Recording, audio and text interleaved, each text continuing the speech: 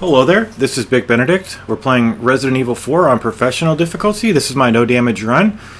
The only thing I wanted to mention over here before I forget is that there is a spinel in one of the trees in this region here somewhere. Excuse me, when I went back to loot everything, don't go through this little archway because there's an enemy who you can't see very well. Namely that guy there who just strafed. So just take them out. They're a couple of fire blowers. And yeah, there's quite a lot of money over here. I think this is the same every time. It's like 2200 a spinel over here. Now, admittedly, the spinel in the tree that I missed over here, it's not that much. The ladder right there that we're going to be using to... Now, you have a choice here. You can use a flame. You can use an incendiary grenade. You can use a grenade to kill everybody. I've been pretty liberal with my grenades. So what I'm going to do is just keep this to a bare minimum here and just use the knife. I died several times over here because sometimes the enemies will start throwing stuff at you, which is... I think it's the number one problem of this game. Not that it needs to be corrected or anything like that. It's just the number one risk. So, I think what I did right there was I was trying to press the menu and I pressed the start button on accident. So, coming up is my favorite fight in the game. I'm not sure. Certain venues in games, they kind of have a different impression on you, and I think the fight that's coming up is... It's fun, and it's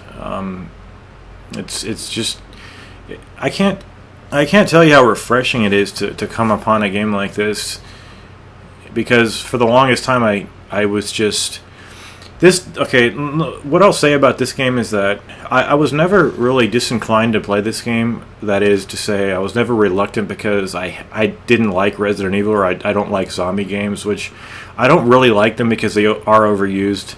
There's just far too many games that have zombie themes in them. They need to stop, really, immediately to stop with that.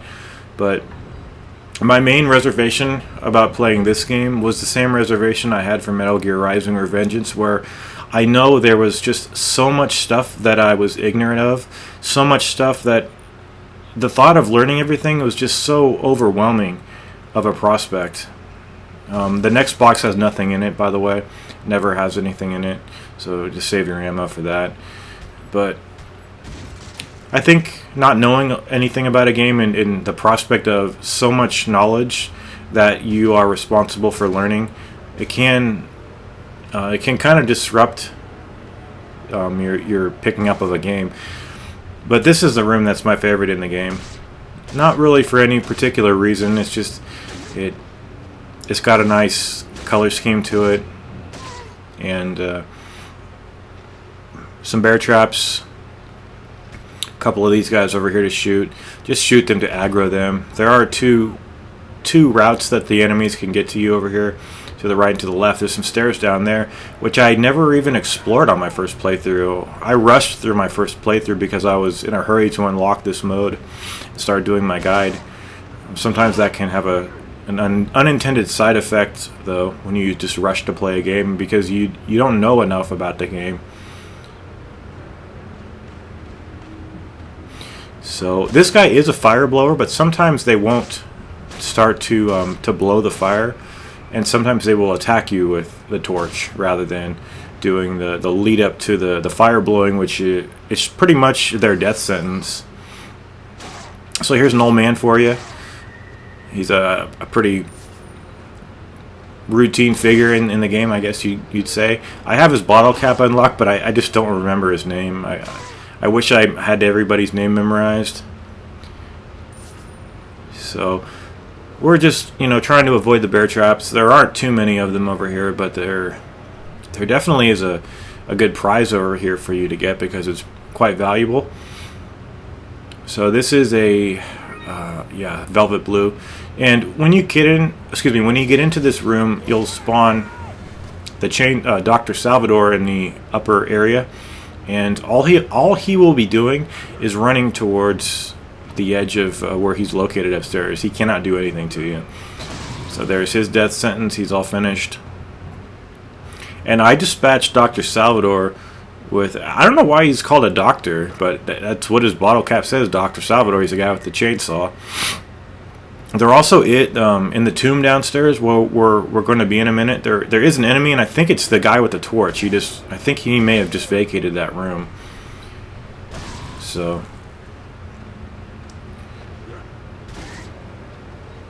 maybe he was a doctor in his professional life before he picked up the chainsaw.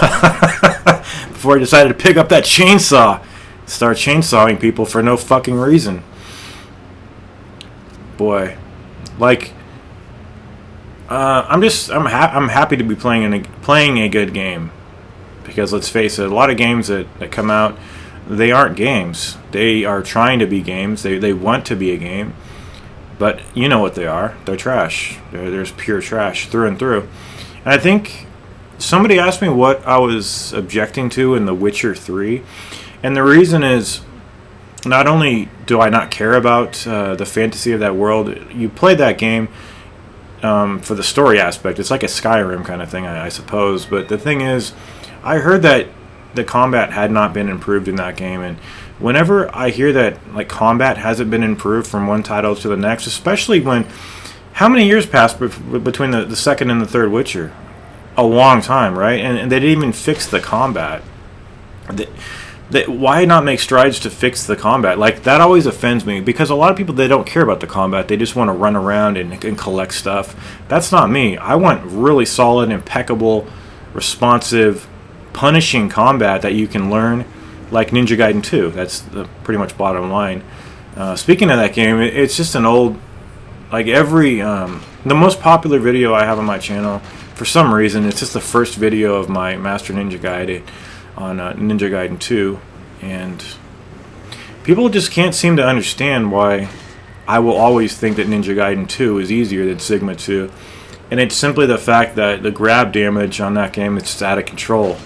It's just ridiculous. You can survive a grab in Ninja Gaiden 2 if you're, obviously, I mean, if you just have a little bit of life, you can't survive it, but...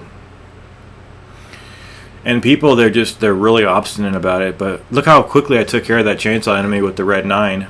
I must have got a couple of good critical hits on this guy. Obviously, you can't do a headshot on him, but he drops 10,000, and then when you get the key of the mine here, you want to turn around and then hit the ladder off. Now, does that deal damage to enemies if they're climbing the ladder and you throw the ladder off? No, it doesn't deal damage to them, but even though you can't hear the sound effects, like each individual has their own sound effect when you knock them off, and there's some kind of excuse me, if I can talk right, there's some kind of a perverse thrill that I get out of this, and it's something like this in any other game would be dull, but because of the fact that the sound design, the sound effects, like this, they're screaming, the knife sound effect. It doesn't even sound like what a knife would sound like, but it still has a nice sound to it, and I like it. Okay, so we took out that one guy right there, and then we've got this woman running towards us. We'll do this. Oh, not the suplex, but we'll just kick her. And did you notice that up in that room I never turned my back? It's because I knew that there were no enemies. There are no enemies at the lower level with Dr. Salvador. But there is another one of him, and there's obviously two ways to meet with that guy. Also, when they lose their head like that and they're continually walking, they're absolutely no threat. So shotgun, knife, shotgun, knife, shotgun, knife until he's dead. There was one time when I made bold to try to see if I could. You know how you run up to him and then you reverse in your tracks, and I got my head cut off. So what I will say about this enemy is that he's extremely dangerous, and sometimes, I was trying to show off. I was just trying to see if I can get away with it, I guess, more than just showing off. But he'll drop another 10,000, and then that's the last guy.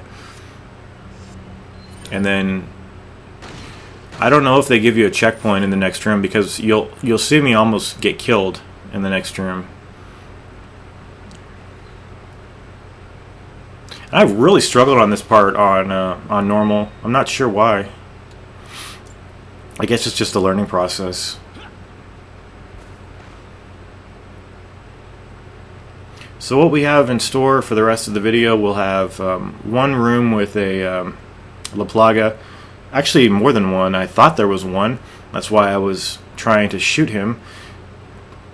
But right before these enemies almost took some damage off me, I threw a flash grenade and saved myself. And I don't think there is a checkpoint over here. It's very easy to go back to the ladder that leads into this zone and save your progress and create a checkpoint for yourself. Also, sometimes when I say you're creating a save point for yourself by going back to a green letter door, you're actually not creating a save point. A save point actually saves your data so that you can turn off the software, restart it, and then load it up. Load your file and then start from where you were. Checkpoints, as you know, obviously, pretty obvious things that I'm talking about, but checkpoints, obviously, I said that 3 times in the last 5 seconds, didn't I?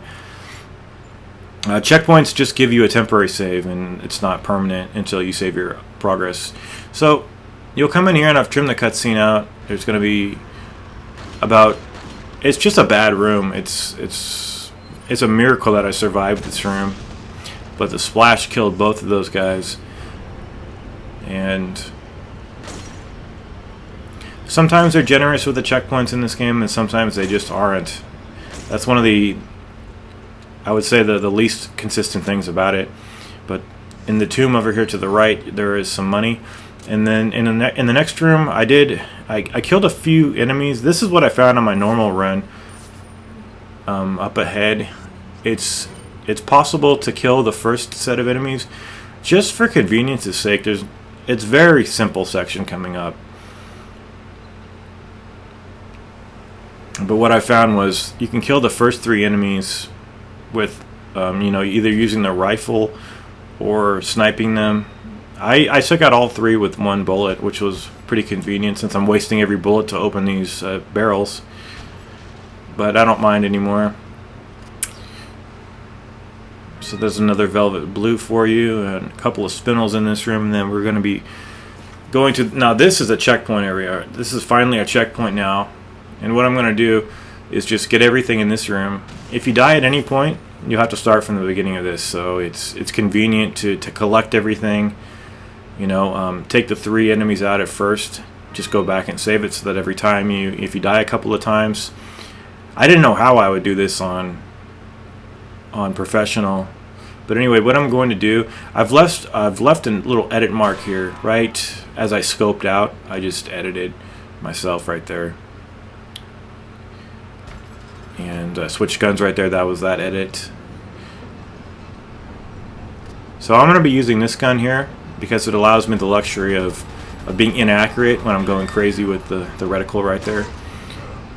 And this is all a very scripted sequence. The only thing that I found disconcerting was the first time I played this game and did this section, and there's no checkpoint anywhere except in the beginning of the room. You have to tap the X button, and it's not just tapping it, it's ferociously pounding on it with your thumb. Just like in the first God of War, and in some instances, some of the second God of War too, and maybe even the third one in some parts, but since there's no feedback register on screen about how fast you're supposed to press the X button, I failed to the X button press at the end of the sequence and fell into the chasm when Leon's trying to lift himself up to the edge of the ledge. This is pretty important here. You need to shoot everybody, especially the guy with the chainsaw, and then shoot the guy controlling the lever, shoot the lever, and then get moving. And then I thought these enemies had actually jumped into the car. So the fewer of these enemies that jump into the car, the more of a good chance you'll have here, because then you can focus on shooting these enemies and preventing them from getting into the car in the first place. And this can be pretty simple if you just shoot everybody. And I had no issues using this gun. It was very helpful. This reminds me of Devil May Cry 3, like right in the section before Beowulf. Now, I would consider that to be the hardest game ever made, Devil May Cry 3 on Dante Must Die difficulty.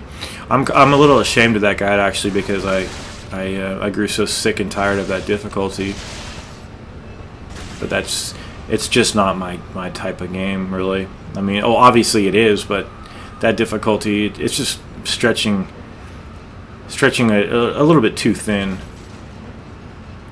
I mean, if you didn't grow up with that kind of game, and I just think you're kind of handicapped, prejudiced against it when you come up against it, because it's not fun on Dante Must Die. Ninja Gaiden 2, a lot of people might think it's not fun either, but I think it's fun, very fun. So we're almost out of the roller coaster ride here. Keep your cool. And it was this. It wasn't that. It was this. So I cannot stress how quickly you have to and ferociously you have to thumb that X button. It's one of the reasons why controllers get so messed up. And we are come full circle now, because we're going to get this and go up to the area that was in the beginning of the chapter. Stone of Sacrifice is what it's called. I forgot that. And it's a done deal. And then in the next chapter, I do have some live commentary for like the first 15 minutes. Actually, pretty good. Oh, I missed that gold right there. I didn't even see that until now. It's too late to get it, I suppose. So I want to take this opportunity to tell you to take care, and I will see you in the next chapter. Take care of yourselves.